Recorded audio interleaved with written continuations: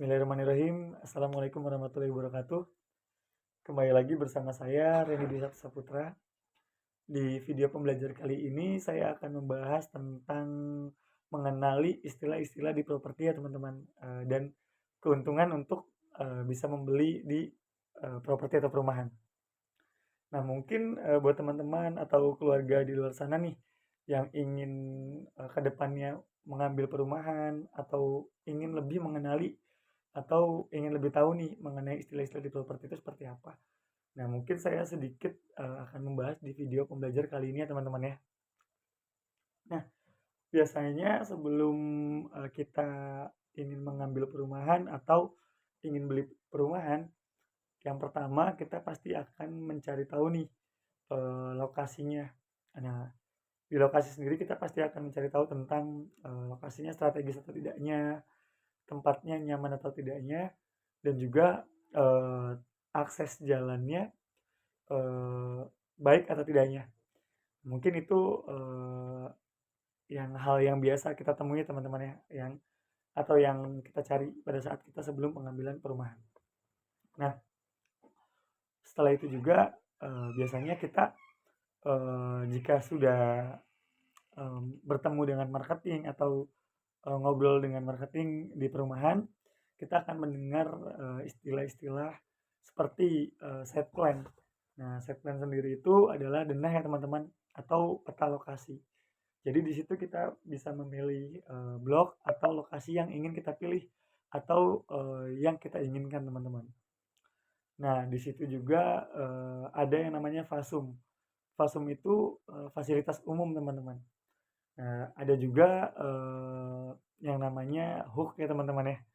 Nah, hook itu posisi teman-teman. Jadi posisi di lokasi atau posisi di blok yang ingin kita beli ya teman-teman atau yang kita tuju. Nah, hook itu juga ada dua, ada hook hidup dan juga ada hook mati teman-teman. Nah, kalau hook hidup itu biasanya dia lebih strategis. Dia posisinya ada di pertigaan dan juga ada di perempatan. Bisa juga di samping fasilitas umum. Nah, itu hook hidup ya teman-teman. Nah, untuk hook mati sendiri biasanya itu ada di ujung jalan atau ada di pojok.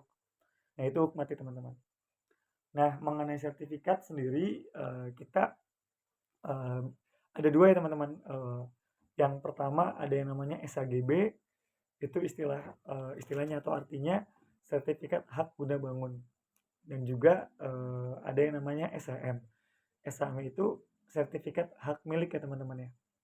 Nah, jadi itu mungkin istilah-istilah yang kita akan dengar atau kita akan tahu pada saat kita ingin pengajuan perumahan teman-teman. Nah, untuk pengajuan perumahan juga bisa dibilang sangat penting ya teman-teman ya. Itu bisa dibilang investasi. Karena untuk perumahan itu sendiri yang pasti harga tanah semakin lama akan semakin mahal ya teman-teman ya. Untuk pengajuan itu sendiri kita juga ada beberapa tenor teman-teman. Nah, kita untuk tenornya sendiri ada 10 tahun, 15 tahun, dan juga 20 tahun teman-teman. Nah, untuk syarat pengajuannya sendiri kita bisa karyawan dan juga wirausaha. Nah, untuk di syarat karyawan itu nanti kita ada kualifikasinya teman-teman. Apa aja nih yang dilampirkan, dan juga wirausaha. Wirausaha juga kita ada kualifikasinya untuk syarat-syaratnya. Nah, untuk prosesnya itu banyak yang bilang susah nggak ya atau sulit nggak ya. Sebenarnya untuk prosesnya tidak terlalu sulit teman-teman. Yang penting kita juga bisa berkoordinasi dengan pihak marketingnya teman-teman, dan di situ juga marketing akan pasti membantu untuk prosesnya gitu. Nah, mungkin di properti juga kita akan mendengar raw jalan ya teman-teman ya, atau lebar jalan. Nah, itu juga mungkin bisa jadi salah satu pertimbangan untuk kita pengajuan rumah teman-teman. Nah, jadi mungkin di video berikutnya saya akan membahas tentang apa sih syarat-syarat karyawan dan apa sih syarat-syarat wirausaha untuk pengajuan perumahan ya teman-teman ya. Mungkin waktunya terbatas teman-teman. Di video pembelajaran kali ini saya bahas kurang lebih sedikitnya di sini dulu ya teman-teman ya.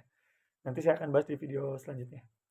Kurang lebihnya mohon maaf. Assalamualaikum warahmatullahi wabarakatuh.